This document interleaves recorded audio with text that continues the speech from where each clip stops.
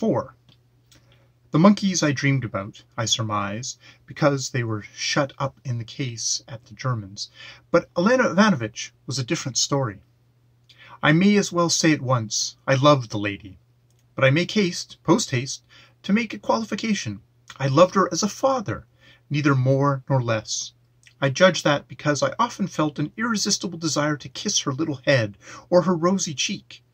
And though I never carried out this inclination, I would not have refused even to kiss her lips, and not merely her lips, but her teeth, which always gleamed so charmingly like 2 rows of pretty, well-matched pearls when she laughed. She laughed extraordinarily often. Even Ivan Matveitch, in demonstrative moments, used to call her his darling absurdity, a name extremely happy and appropriate. She was a perfect sugar plum, and that was all one could say of her. Therefore, I am utterly at a loss to understand what possessed Ivan Matveitch to imagine his wife as a Russian Evgenia Tor. Anyways, my dream, with the exception of the monkeys, left a most pleasant impression upon me, and going over all the incidents of the previous day as I drank my morning cup of tea, I resolved to go and see Elena Ivanovich at once on my way to the office, which, indeed, I was bound to do as the friend of the family. In a tiny room out of the bedroom, the so-called little drawing-room, though their big drawing-room was little too, Elena Ivanovich was sitting, in some half-transparent morning wrapper, on a smart little sofa before a little tea-table, drinking coffee out of a little cup, in which she was dipping a minute biscuit. She was ravishingly pretty, but struck me as being at the same time rather pensive. "Ah, that's you, naughty man," she said, greeting me with an absent-minded smile. "Sit down, Featherhead. Have some coffee. Well, what were you doing yesterday? Were you at the masquerade?" "Why, were you? I didn't go, you know. Besides, yesterday I was visiting our captive." I sighed and assumed a pious expression as I took the coffee. "Whom? What captive?" "Oh, yes, poor fellow. Well, how is he? Bored? Do you know? I wanted to ask you, I suppose I can ask for a divorce now?" "A divorce?" I cried in indignation and almost spilled the coffee. "It's that swarthy fellow," I thought to myself bitterly. There was a certain swarthy gentleman with little mustaches who was something in the architectural line, and who came far too often to see them, and was extremely skilful in amusing Elena Ivanovich.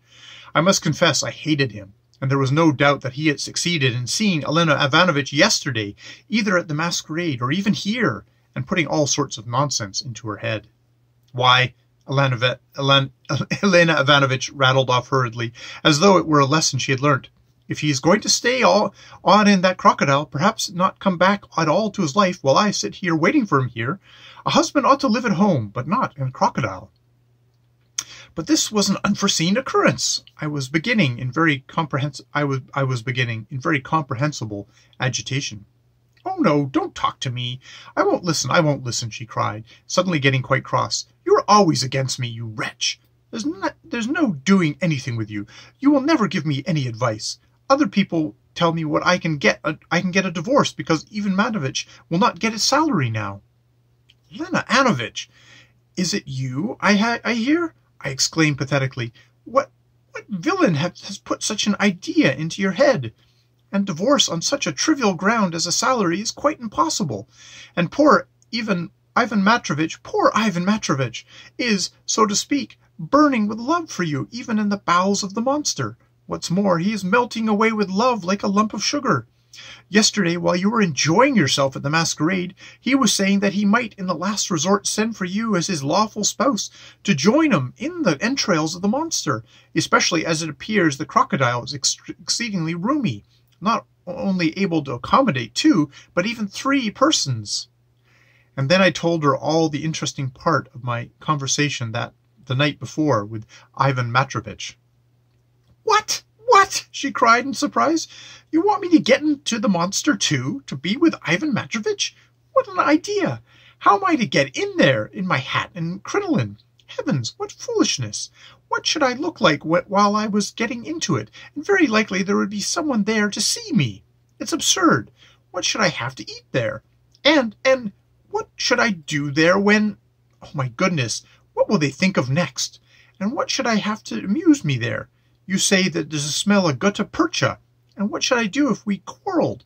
Should we have to go on staying there side by side? Phew, how horrible! I agree with all those arguments, my sweet Elena Ivanovitch, I interrupted, striving to express myself with that natural enthusiasm which always overtakes man when he feels the truth is on his side. But one thing you have not appreciated in all this, you have not realized that he cannot live without you if he is inviting you there. That is proof of love, passionate, faithful, ardent love. You have thought too little of his love, dear Elena Ivanovitch. I won't hear anything about it, waving me off with her pretty little hand, with glistening pink nails that had just been washed and polished. Horrid man, you will reduce me to tears. Get into it yourself if you like the prospect. You are his friend. Get in and keep him company, and spend your life discussing some tedious science. You are wrong to laugh at this suggestion, I checked the frivolous woman with dignity. Ivan Matrovich has invited me as it is. You, of course, are summoned there by duty. For me, it would be an act of generosity. But when Ivan Matrovich described to me last night the elasticity of the Crcdl, he hinted very plainly that there would be room not only for you two, but for me also as a friend of the family, especially if I wished to join you, and therefore... How so, the three of us? Cried Elena Ivanovitch, looking at me in surprise. Why, how should we... Are we going to be all three there together? Ha ha ha! How silly you both are! Ha ha ha! I shall certainly pinch you all the time, you wretch! Ha ha ha! Ha ha ha! And falling back on the sofa, she laughed till she cried. All this, the tears and the laughter, were so fascinating that I could not resist rushing eagerly to kiss her hand, which she did not oppose, though she did pinch my ears lightly as a sign of reconciliation. Then we both grew very cheerful, and I described to her in detail all of Ivan Matrovich's plans. The thought of her evening receptions and her salon pleased her very much. Only I should need a great many new dresses, she observed, and so Ivan Matrovich must send me as much of his salary as possible, and as soon as possible. Only I don't know about that, she added thoughtfully. How can he be brought here in the tank? That's very absurd. I don't want my husband to be carried about in a tank. I should feel quite ashamed for my visitors to see it. I don't want that. No, I don't. By the way, while I think of it, was Timothy Samovich here yesterday? Oh, yes, he was. He came to comfort me, and do you know, we played cards all the time. He played for sweetmeats, and if he lost, he was to kiss my hands. What a wretch he is! And only fancy, he almost came to the masquerade with me, really. He was carried a bit away by his feelings, I observed. And who would not be with you, you charmer? Oh, get along with you, get along with your compliments. Stay, I'll give you a pinch as a parting present. I've learned to pinch awfully well lately. Well, what do you say to that? By the way, you say Ivan Matrovich spoke several times of me yesterday? Not exactly. I must say that he is thinking more of the fate of humanity and wants... Oh, let him. You needn't go on. I am sure it's fearfully boring. I'll go and see him sometime.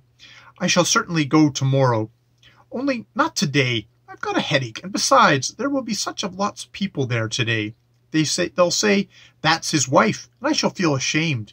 Goodbye. You will be there this evening, won't you be? To see him, yes. He asked me to go and take him the papers. That's capital. Go and read to him, but don't come and see me today. I am not well, and perhaps I may go and see someone. Goodbye, you naughty man. It's that swarthy fellow is going to see her this evening, I thought. At the office, of course, I gave no sign of being consumed by these cares and anxieties, but soon I noticed that some of the most progressive papers seemed to be passing particularly rapidly from hand to hand among my colleagues, and were being read with extremely serious expressions of face. The first one that reached me was the news sheet, a paper of no particular party, but humanitarian in general, for which it was regarded with contempt among us, though it was read. Not without surprise, I read in it the following paragraph. Yesterday, strange rumors were circulating among the spacious ways and sumptuous buildings of our vast metropolis. A certain well-known bon vivant of the highest society, probably weary of the cuisine at Borel's and at the X, Club went into the arcade, into the place where an immense crocodile recently brought to the metropolis is being exhibited, and insisted on its being prepared for his dinner. After bargaining with the proprietor, he at once set to work to devour him. That is, not the proprietor, a very meek and punctilious German, but his crocodile, cutting juicy morsels with his penknife from the living animal and swallowing them with extraordinary rapidity. By degrees, the whole crocodile disappeared into the vast recesses of his stomach, so that he was even on the point of attacking the ichumon, a constant companion of the crocodile, probably imagining that the latter would be as savory. We are by no means opposed to that new article of diet with which foreign gourmands have long been familiar. We have, indeed, predicted that it would come. English lords and travellers make up regular parties for catching crocodiles in Egypt and consume the back of the monster cooked like a beefsteak, with mustard, onions, and potatoes. The French, who follow in the trains of Lesseps, prefer the paws baked in hot ashes, which they do, however, in opposition to the English, who laugh at them. Probably both ways should be appreciated amongst us. For our part, we are delighted at the new branch of industry, of which our great and varied fatherland stands preeminently in need. Probably before a year is out, crocodiles will be brought in the hundreds to replace the first one, lost in the stomach of a Petersburg gourmand. And why should not the crocodile be acclimatized amongst us in Russia? If the waters of the Neva are too cold for these interesting strangers, there are ponds in the capital and rivers and lakes outside it. Why not breed crocodiles at Pargolovo, for instance, or at Pavlovsky, in the Premersky ponds, and in Somotekka, in Moscow? While providing agreeable, wholesome nourishment for our fastidious gourmands, they might at the same time entertain ladies who walk about these ponds and instruct the children in natural history. The crocodile skin might be used for making jewel cases, boxes, cigar cases, pocketbooks, and possibly more than 1,000 saved up in greasy notes that are particularly beloved of merchants might be laid by in crocodile skin. We hope to return more than once to this interesting topic. Though I had foreseen something of the sort, yet the reckless inaccuracy of the paragraph overwhelmed me. Finding no one with whom to share my impression, I turned to Prohor Savitch, who was sitting opposite to me, and noticed the latter had been watching me for some time, while in his hand he held the Voice, as though he were on the point of passing it to me. Without a word, he took the news sheet from me, and as he handed me the Voice, he drew a line with his nail against an article which he probably wished to call to my attention. This Prohor Savitch was a very queer man, a taciturn old bachelor. He was not on intimate terms with any of us, scarcely spoke to anyone in the office, always had an opinion of his own about everything, but could not bear to import it to anyone. He lived alone. Hardly any one among us had ever been in his lodgings.